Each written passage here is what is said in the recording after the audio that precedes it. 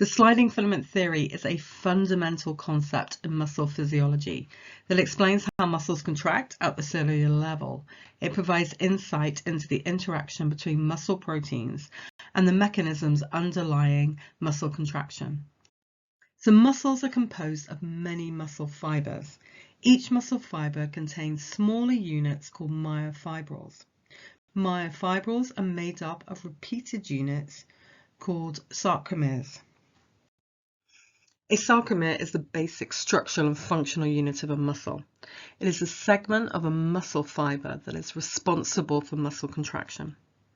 Sarcomeres are highly organized and repeated along the length of the muscle fibers, making up the myofibrils. They have different areas, so they have Z-lines. Sarcomeres are bound by two Z-lines, also known as Z-discs. Each Z-line serves as an anchor point for the thin actin filaments. Now, actin filaments are thin, string-like proteins, and they're arranged parallel to the Z-lines. These filaments contain binding sites for myosin, which are crucial for muscle contraction. Now, myosin fibers are thick. They're rod-shaped proteins located in the center of the sarcomere. Myosin heads extend towards the actin filaments and are responsible for creating cross bridges during muscle contraction. We have the A band. So the A band is the dark region in the sarcomere, primarily made up of myosin filaments. It extends from one end of the sarcomere to the other. Then we have the I band. So the I band is the lighter region in the sarcomere, primarily composed of actin filaments. It extends from the Z line to the A band. And then we have the H zone. The H zone is a lighter region. It's located within the A band where only myosin filaments are present. And during muscle contraction, this zone narrows as myosin heads interact with the actin.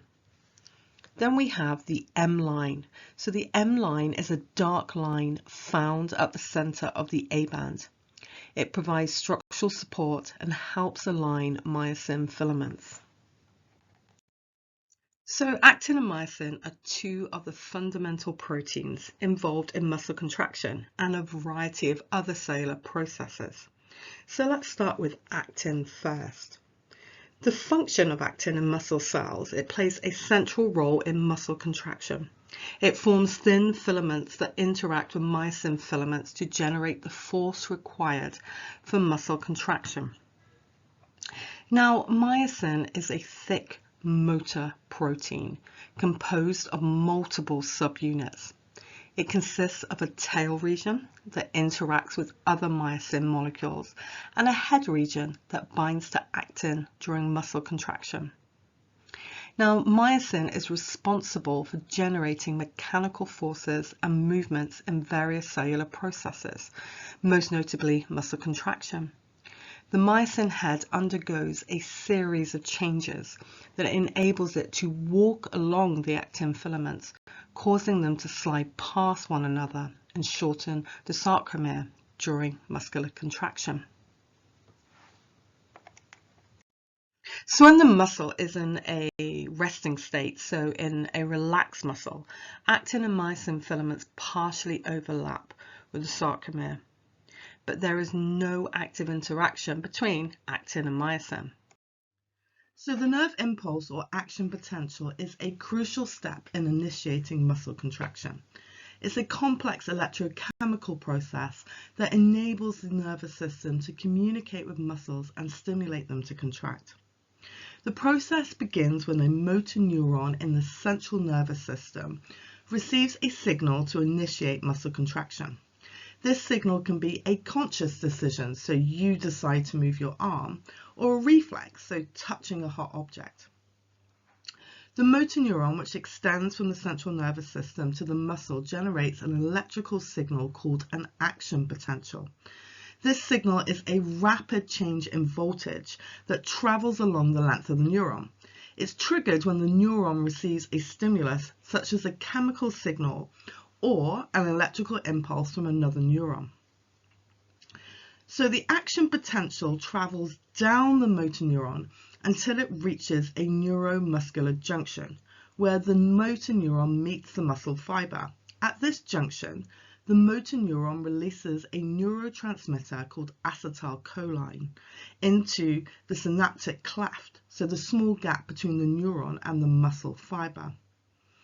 Acetylcholine diffuses through the synaptic cleft and binds to the receptors on the muscle cell membrane. This binding triggers a series of events that results in the sacramella's depolarization, so a shift in electrical change. So the binding of acetylcholine leads to the opening of sodium channels in the sacramella. So the sodium ions rush into the muscle cell, causing a rapid change in electrical charge and creating an action potential. The action potential travels along the sacramella, spreading across the entire muscle fiber. This wave of electrical excitation moves deep into the muscle cell via a network of tubercles called T-tubercles. So calcium plays a central role in muscle contractions. Its regulation within muscle cells is critical for initiating and controlling the contraction-relaxation cycle. Now, in the relaxed muscle, the thin filaments of actin are blocked by proteins called troponin and tropomyosin. Now, troponin is a protein complex with calcium binding sites. When calcium is released, it binds to the troponin, causing a change in the troponin and tropomyosin complex. Now, these changes in this complex allows myosin binding sites on the actin filaments to be exposed. These binding sites were previously blocked by the tropomyosin strands. Now that the binding sites are available, the myosin heads, so the cross bridges, can now attach to the actin. So once the myosin heads attach to the actin binding sites, they pivot and pull the actin filaments towards the center of the sarcomere, so the functional unit of muscle. This interaction between myosin and actin results in muscle contractions. So let's look at the power stroke and sliding filament theory. So the attachment, pivot, and deattachment of myosin heads to actin filaments, followed by a power stroke, is part of the cross-bridge cycling process. During the power stroke, myosin heads generate force and move actin filaments closer together. This process is described by the sliding filament theory, where actin and myosin filaments slide past each other, causing muscle shortening. After cross-bridge formation, the myosin heads pivot or swivel.